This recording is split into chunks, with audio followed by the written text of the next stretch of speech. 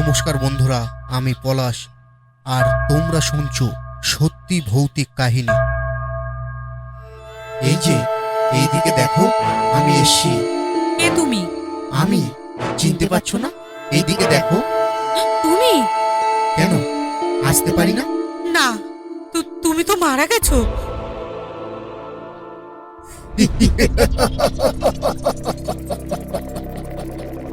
প্রত্যেক দিন ঠিক সন্ধ্যে 7টায় সত্যি ভৌতিক কাহিনী শোনার সময়।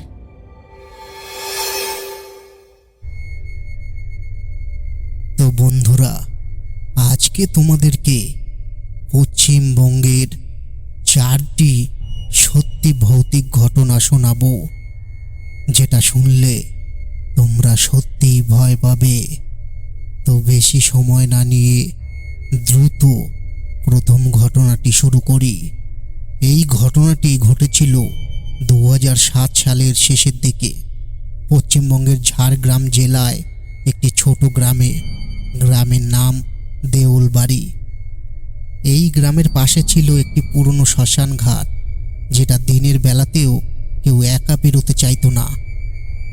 গ্রামবাসীদের বিশ্বাস ছিল এই শ্মশান ঘাটে অপদেবতা বাস করে। এই ঘটনার কেন্দ্রে রয়েছে প্রকাশ মণ্ডল, যার বয়স 27 বছর, পেশায় স্কুল শিক্ষক। সদ্য পোস্টিং হয়েছিল দেউলবাড়ি হাই স্কুলে। শহর থেকে আসা মানুষ হিসেবে এইসব ভৌতিক কুসংস্কারে তার একদমই বিশ্বাস ছিল না। একদিন সন্ধ্যায় স্কুল থেকে ফিরতে দেরি হয়ে যায়। তার বাইক নষ্ট হয়ে যাওয়ায় বাধ্য হয়েই শ্মশানঘাটের পাশ দিয়ে হেঁটে ফিরছিলেন। তখন সময় রাত 8টা, চারিদিকে ঘুটঘুটে অন্ধকার, হাতে ছিল মোবাইলের টর্চ। হঠাৎ করেই শ্মশানঘাটের দিক থেকে ভেসে আসে এক নারীর গলা। প্রকাশ থমকে দাঁড়ায়, মনে করে কেউ হয়তো বিপদে পড়েছে। সাহস করে সে এগিয়ে যায়। যত এগোয় শব্দটা তত করুণ হয়ে ওঠে। অবশেষে সে দেখে এক সাদা শাড়ি পরা নারী শ্মশানের এক কোণে দাঁড়িয়ে আছে। চুল এলোমেলো, মুখ দেখা যাচ্ছে না। হাত বাড়িয়ে বলছে, তুমি এসেছো? এতদিন পর তুমি এসেছো? প্রকাশ চমকে ওঠে, কি আপনি? কি হয়েছে আপনার? মুহূর্তের মধ্যে সেই নারী চিৎকার করে ছুটে আসে তার দিকে। চোখ লাল, দাঁত বেরিয়ে গেছে, আর মুখ দিয়ে ভেসে আসছে গন্ধ যেন পোড়া মাংসের। সেই দৃশ্য দেখে প্রকাশ জ্ঞান হারিয়ে ফেলে। পরদিন সকালে গ্রামের কয়েকজন চাষি তাকে অচেতন অবস্থায় শ্মশানঘাটের পাশে পড়ে থাকতে দেখে। তাকে বাড়ি নিয়ে আসা হয়। 3 দিন সে জ্বর আর ঘোরের মধ্যে ছিল। মাঝে মধ্যে অদ্ভুত ভাষায় কথা বলতো, চোখ বড় বড় করে তাকিয়ে থাকতো, মাঝে মাঝে হাসতো, হঠাৎ আবার কাঁদতো। গ্রামের বয়স্করা বলেন ওর উপর কিছু ভর করেছে। তারপর ডাকা হলো গ্রামের এক তান্ত্রিককে, ভৈরব সাধু। তিনি বললেন, এই ছেলে যার আত্মার ডাকে সাড়া দিয়েছে সে এক অশান্ত আত্মা, যে 1985 সালে গণধর্ষণের শিকার হয়ে এই শ্মশান ঘাটেই আত্মহত্যা করেছিল।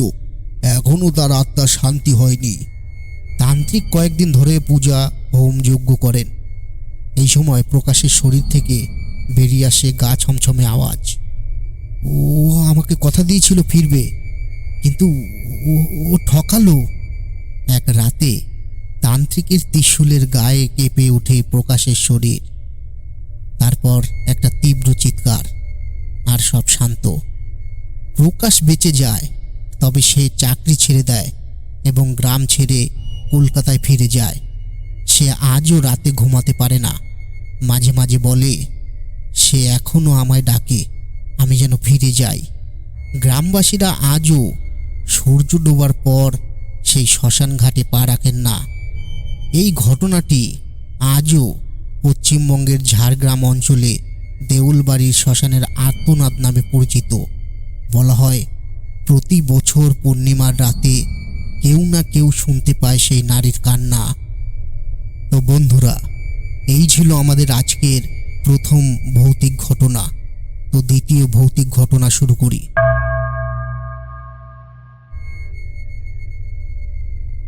দ্বিতীয় ঘটনাটি নরেন্দ্রপুর, দক্ষিণ 24 পরগনায়।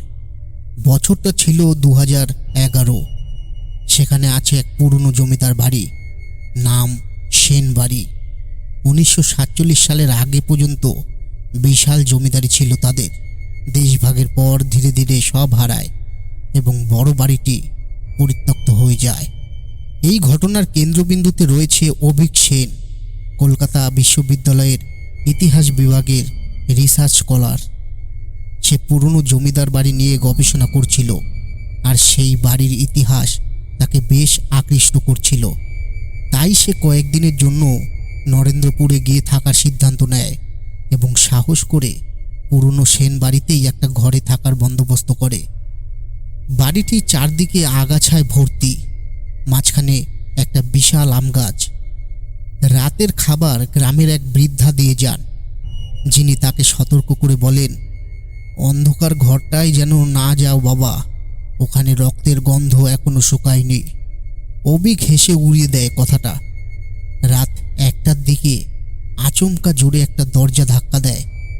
সে উঠে দেখে বাড়ির দোতলার শেষ ঘরের দরজাটা হালকা খোলা, আর সেই ঘর থেকে ভেসে আসছে কেমন একটা লোহার গন্ধ আর পচা মাংসের মতো গন্ধ। সাহস করে অবিক সেই ঘরের দিকে এগোতে থাকে। ঘরের দেওয়াল জুড়ে লালচে দাগ, যেন কেউ নখ দিয়ে আঁচড়ে কেটেছে। দরজার গায়ে স্পষ্ট লাল দাগ। আমাকে মেরে ফেলবে, ওরা সবাই মিথ্যে বলছে। ঠিক তখনই ঘরের মধ্যে থেকে এক ঝাপসা ছায়া ধীরে ধীরে এগিয়ে আসে। চোখে মুখে কিছু বোঝা যায় না, শুধু একটা কথা বারবার বলছে, তুইও বিশ্বাস করবি ওদের? আমিও তো মানুষ ছিলাম। অবিক হিমশীতল হয়ে যায় এই কথা শুনে। সে আর থাকতে পারে না, দৌড়ে নেমে আসে নিচে, গেট খুলে পালিয়ে যায়। পরের দিন সে গ্রামের পঞ্চায়েত প্রধানের সঙ্গে দেখা করে। পঞ্চায়েত প্রধান বলেন, সেই ঘরে আমাদের বাড়ির প্রাক্তন দাসী কুন্তলা আত্মহত্যা করেছিল। জমিদার তার গর্ভপাত করিয়েছিল জোর করে। তারপর থেকে সে ঘরের দরজা বন্ধ রাখা হয়। কয়েকজন সেখানে রাতে ঘুমোতে গিয়ে আর জেগে ওঠেনি। আজও সেনবাড়ির সেই ঘরটা বন্ধ।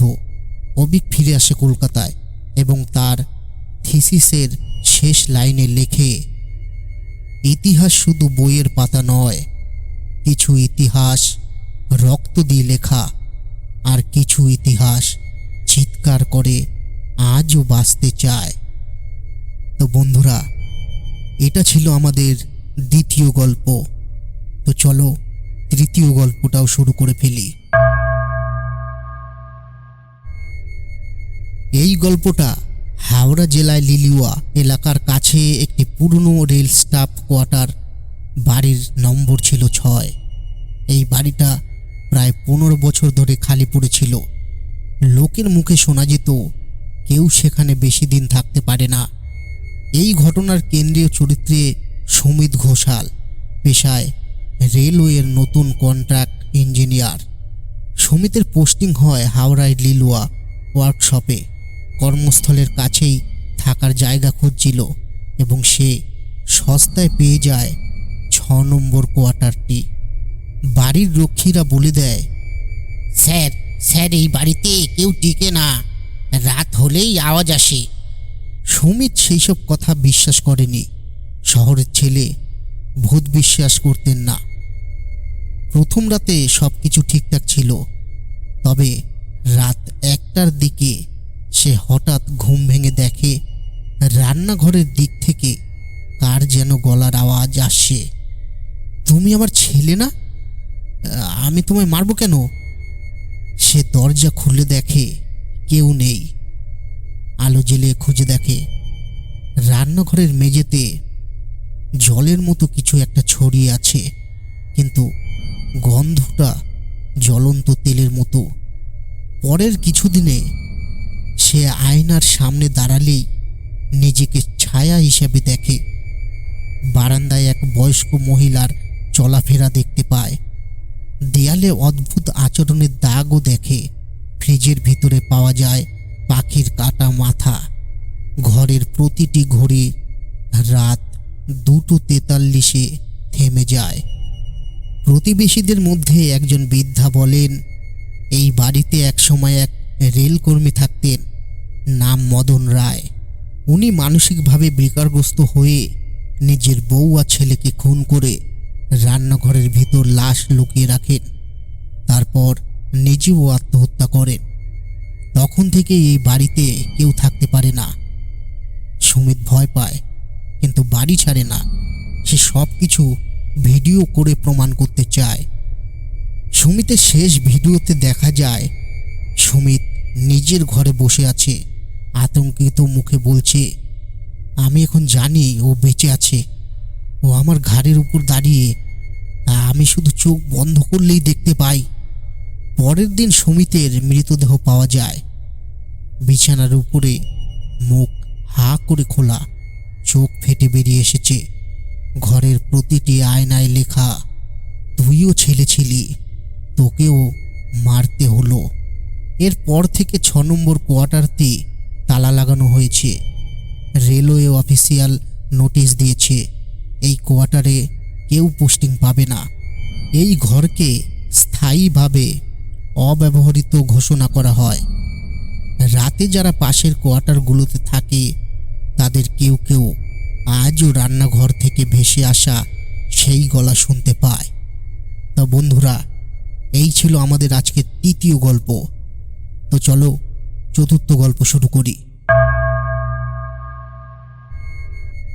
4র্থ গল্পটি শ্রীরামপুর, হুগলি। একসময় ডেনিস কলোনি ছিল। সেই সময়কার অনেক দালান দোতলা বাড়ি আজও দাঁড়িয়ে আছে, অনেকটাই জীর্ণ অবস্থায়।